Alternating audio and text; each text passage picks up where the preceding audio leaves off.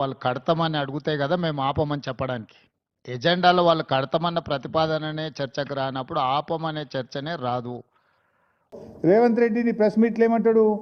కడతామని ఎజెండాలోనే లేనప్పుడు ఆపమనే ముచ్చటే రాదన్నాడు. మరి ఇది ఎజెండా కాదా? ఇది కృష్ణా గోదావరి ఇష్యూస్, అదేవిధంగా పోలవరం బనకచర్లకు సంబంధించినటువంటి ఈ యొక్క రెండు సబ్జెక్టుల మీద కూడా మరి ఇటు టెక్నికల్ అదేవిధంగా అడ్మినిస్ట్రేటివ్ ఆఫీసర్స్తో కలిపి ఒక కమిటీని ఏర్పాటు చేయాలని చెప్పేసి కూడా ఒక నిర్ణయం జరిగింది.